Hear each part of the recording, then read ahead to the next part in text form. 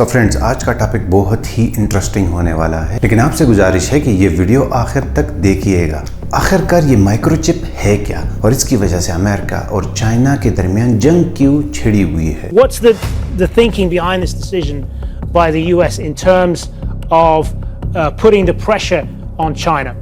क्या ये इतनी इम्पोर्टेंट चीज़ है? सबसे पहले आपको बताते हैं कि ये माइक्रोचिप होती क्या है। एक माइक्रोचिप जैसी चीज़ कंप्यूटर चिप एक इंटीग्रेटेड सर्किट या एसी कहलाया जाता है। सिलिकॉन के छोटे छोटे फ्लैट पार्ट्स पर इलेक्ट्रॉनिक सर्किट का एक सेट होता है। चिप पर ट्रांजिस्टर छोटे इलेक्ट्रॉनिक स्विच के तौर पर काम करते हैं जो करंट को ऑन या ऑफ करते हैं। इन ढेर सारी टाइनी स्विचेस का जाल एक सिलिकॉन वेफर के ऊपर बनाया होता है। इन सिंपल लैंग्वेज आप इसको आईसी भी कह सकते हैं। ये IC computer, mobile, aeroplanes, rockets, missile, even के इलेक्ट्रॉनिक डिवाइसेस में भी यूज होती है।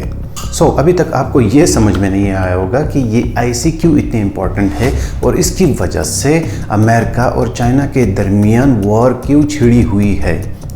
Let me explain you. ये एक ऐसी वॉर है जो किसी को दिखती नहीं, ना ऐसी वॉर है जिसमें बैटलफील्ड हो और एक ऐसी वॉर जिसमें गोली भी ना चले। ये जंग सिर्फ गवर्नमेंट ऑफिसेस और कंपनीज बोर्डरूम में लड़ी जा रही है। एक ऐसी जंग जिसमें रूल्स और रेगुलेशन को भी फॉलो किया जा रहा है। बात करते हैं चिप्स की। आप इन्हें सेमीकंडक्टर्स, माइक्रोचिप्स या इंटीग्रेटेड सर्किट्स के नाम से सुना होगा। मेटल की ये स्मॉल पीसेस जो कि एक मैजिक की तरह एक दूसरे से जुड़े होते हैं, जो असल में हमारी दुनिया को चला रहे हैं। लेकिन इन छोटी चीजों ने आजकल जियोपॉलिटिकली एक तहलका सा मचाया हुआ है, जिसने अमेरिका और चाइना के दरमियान एक नए कॉन्फ्लिक्ट को जन्म दिया है। इस वीडियो में हम इस कॉन्फ्लिक्ट को समझने की कोशिश करेंगे। यही कॉन्फ्लिक्ट आने वाले सालों में ग्लोबल अटेंशन का रीजन भी बनेगा, जिसकी वजह से आपकी डेली लाइफ पर भी बहुत इम्पैक्ट पड़ सकता है, क्योंकि आपकी जिंदगी भी चिप्स पर डिपेंड्स है, चाहे आपको ये बात पता हो या नहीं। In fact let me show you, हर वो चीज जिसमें सिलिकॉन होता है,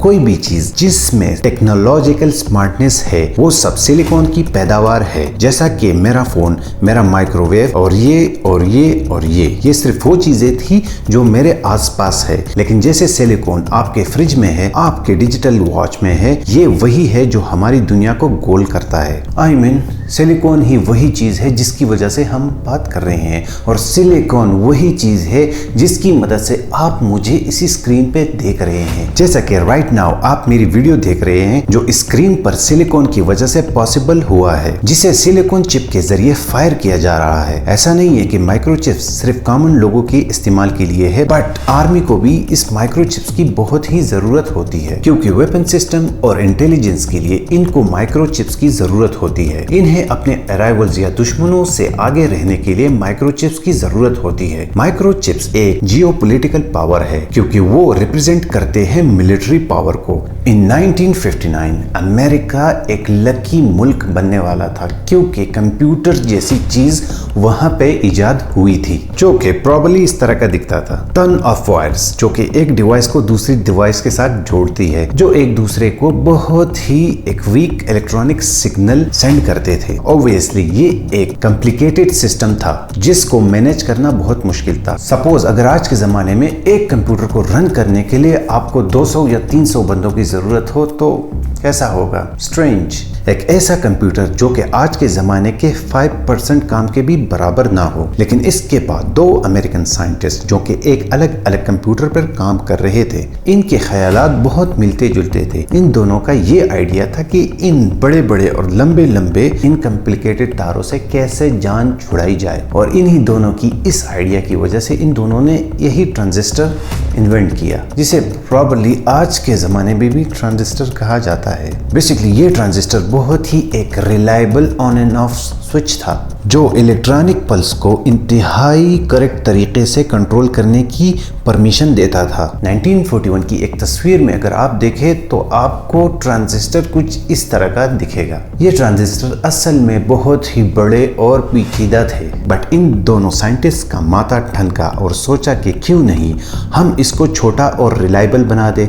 तब इन्होंने एक ट्रांजिस्टर को सिलिकॉन नामी मटेरियल पर नस्ब किया। प्रिसाइजली सिलिकॉन एक गुड कंडक्टर कंडक्टर है इलेक्ट्रिसिटी का। अगर सिलिकॉन को दूसरे एलिमेंट्स के साथ मिक्स किया जाए तो ये इलेक्ट्रिसिटी को बहुत अच्छे तरीके से कंडक्ट करता है। सिलिकॉन एक सेमीकंडक्टर था और इन साइंटिस्ट को वैसी ही एक चीज की तलाश थी जो एग्जैक्टली जरूरत के मुताबिक करंट के फ्लो को कंट्रोल कर सके और एक्यूरेटली रिजल्ट प्रोवाइड करे। और सिलिकॉन जैसे मटेरियल का इस्तेमाल करके इनकी जान इन लंबे लंबे वायर्स के जाल से छूट जाए। और इसी तरह दुनिया में ऐसे छोटे छोटे ट्रांजिस्टर डेवलप हुए और इस वजह से हम एक छोटी सी जगह में बहुत सारे ट्रांजिस्टर फिट कर सकते हैं। इस तरह फिर दुनिया हमेशा के लिए बदल गई। इन छोटे छोटे सर्किट्स को बनाने के बाद इन्होंने ट्रांजिस्टर में कुछ ह्यूमन ब्रेन का भी इस्तेमाल किया, जिसको आज के ज़माने में हम कंप्यूटर या कंप्यूटर के अंदर प्रोसेसर कहते हैं। ऑलराइट, तो अब हम जानते हैं कि इन ट्रांजिस्टर का, इन चिप्स का जियोपॉलिटिकली क्या रूल है। तो जियोपॉलिटिक्स पर जाने से पहले हमें यह देखना है कि कैसे एक ट्रांजिस्टर ने दुनिया को बदल कर रख दिया। 1959 के कंप्यूटर्स में इतनी इंटेलिजेंसी नहीं थी कि मैथमेटिकली प्रॉब्लम्स को हल कर सके, लेकिन आज एक ऐसा डिवाइस जिसे हम कैलकुलेटर कहते हैं, वो एक छोटा सा डिवाइस है जिसे हम हाथ में भी कैरी कर सकते हैं और ये डिवाइस सेकंड्स में हमारे बड़े से बड़े मैथमेटिकल प्रॉब्लम को भी हल कर देती है। सो कंप्यूटर, कैमरा और कैलकुलेटर जैसी चीजों में इस ट्रांजिस्टर का इस्तेमाल करने के बाद साइंटिस्ट ने इस ट्रांजिस्टर को और छोटा करने का सोचा और आज रिजल्ट ये है कि हम कंप्यूटर जैसे डिवाइस को जेब में भी रखकर कैरी कर सकते हैं। So this is the importance of microchips in our daily life. So microchips की इतनी इंपॉर्टेंस के बाद अमेरिका ने इसी डिवाइस को अपनी एक करेंसी की तौर पर इस्तेमाल करना शुरू कर दिया, क्योंकि ये चिप्स सिर्फ एक या दो नहीं बल्कि टन्स के शेप में प्रोड्यूस होने लगे और अमेरिका वाहिद कंट्री था जिसका इस चिप के ऊपर इख्तियार था। लेकिन फिर वही हुआ जिसका किसी ने सोचा नहीं था। ईस्ट एशिया में कुछ कंट्रीज इकोनॉमिक पावर बनने लगी, जैसा कि Japan, China and Taiwan. Sony, Panasonic and National इनकी डिवाइसेस हुआ करती थी। अगर आपको 1990s का दौर याद हो तो आपने ज़रूर ये डिवाइस देखी होगी जो बहुत ही रिलायबल, बहुत ही मजबूत और लॉन्ग लास्टिंग डिवाइसेस थी। ये कंट्रीज इस माइक्रोचिप गोल्ड रश में शामिल होना चाहते थे। इनमें से एक कंट्री जापान भी थी जो चिप बनाने वाले कंपनीज में सबसे बेस्ट थी, जो इन्हीं चिप्स को बनाकर यूनाइटेड स्टेट से चीप दुनिया को सेल करने लगी। लेकिन अमेरिका को ये बात पसंद नहीं थी कि जापान इस गोल्ड रश में इनसे आगे निकल जाए, तो इन्होंने जापानीज चिप्स को नो कह दिया। तो इन्होंने 100% टैक्स इंपोज कर दिया जापानीज माइक्रोचिप्स पर और ये जापानीज चिप इंडस्ट्री को क्लैश करने के लिए काफी था। सो यूएस प्रेसिडेंट के इस स्टेटमेंट को देखने के बाद दुनिया को ये पता चल गया कि माइक्रोचिप्स कितनी इंपॉर्टेंट है। Our aim is to increase our national wealth so all will have more. इतने इम्पोर्टेंट कि दुनिया को फ्री मार्केट की तरफ बुलाने वाले अपने प्रिंसिपल से पीछे हट गए और वो भी अपने माइक्रोचिप को प्रोटेक्ट करने के लिए। So let's move on. Meanwhile एक और एशियन कंट्री मिलिट्री बहुत ही तेजी से तरक्की कर रही थी and the country was Taiwan.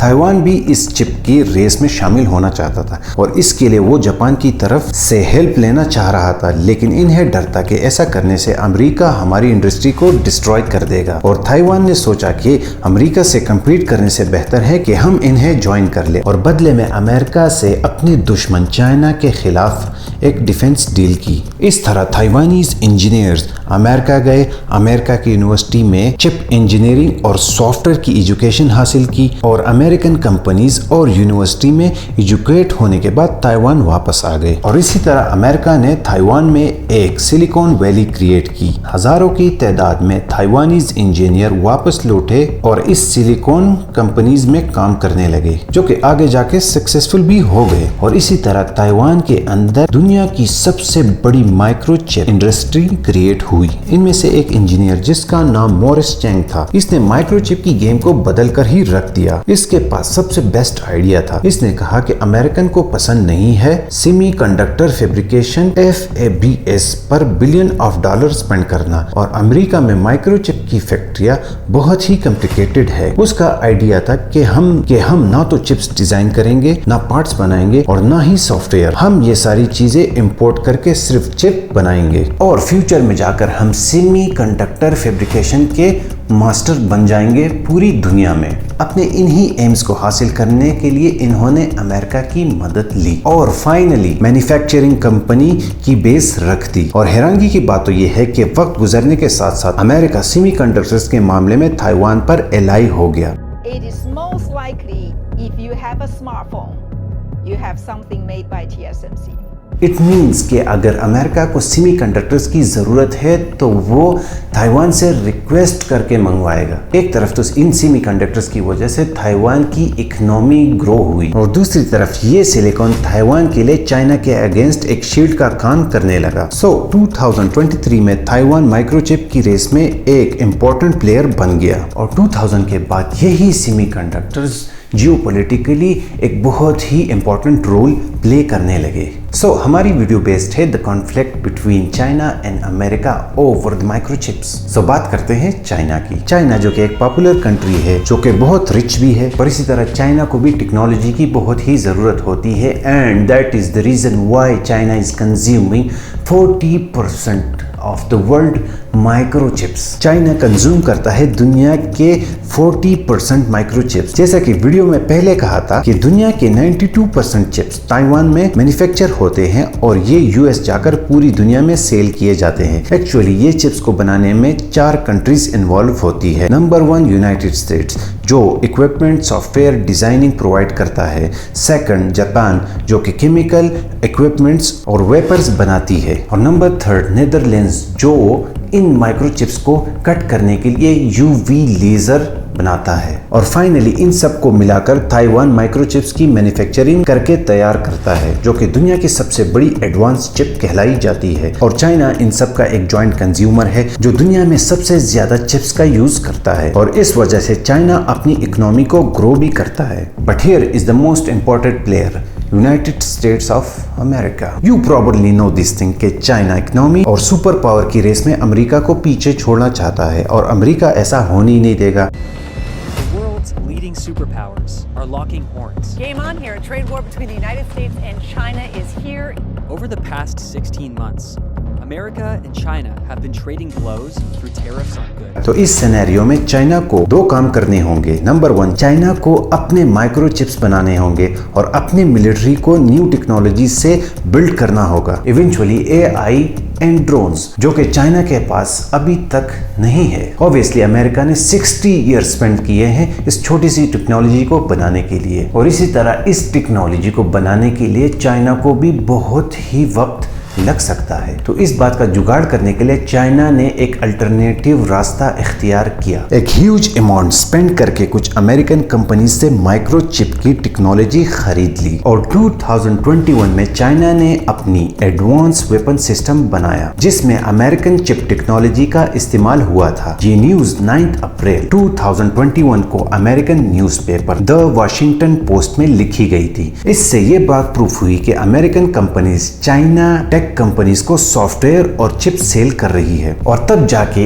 इस बात का पता चला कि US companies Chinese tech companies को अपनी टेक्नोलॉजी सेल कर रही है और वो भी मिलिट्री वेपन सिस्टम के लिए। Wait, the most shocking news for the United States was जब चाइना ने एक सुपरसोनिक मिसाइल एक्सपेरिमेंट किया, एक ऐसा मिसाइल जो न्यूक्लियर वेपन को कैरी करने की पावर रखता है, तब जाके अमेरिका की आंखें खुली और अमेरिका ने एक्सेप्ट किया कि ये मिसाइल टेक्नोलॉजी तो अभी तक अमेरिका के पास भी नहीं है जो चाइना के इस सुपरसोनिक मिसाइल को टक्कर दे सके। ये एक ऐसा मिसाइल है जो कि आवाज की रफ्तार से 5 टाइम फास्टर है, जो दुनिया के एक साइड से दूसरी साइड तक कुछ कुछ ही सेकंड्स में पहुंच सकता है। इवन यूएस भी इस मिसाइल को बनाने के लिए कई सालों से काम कर रहा था, लेकिन चाइना ने इस मामले में अमेरिका को पीछे छोड़ दिया। ये अमेरिकन टेक्नोलॉजी थी जिसने इस मिसाइल को बनाने में चाइना की मदद की, and that is the reason why US impose sanctions against China और कंपनीज को वार्न किया कि आज के बाद यूएस की कोई भी कंपनी चाइना को माइक्रोचिप सेल नहीं करेगा। जो बाइडेन के इस बड़े स्टेप की वजह से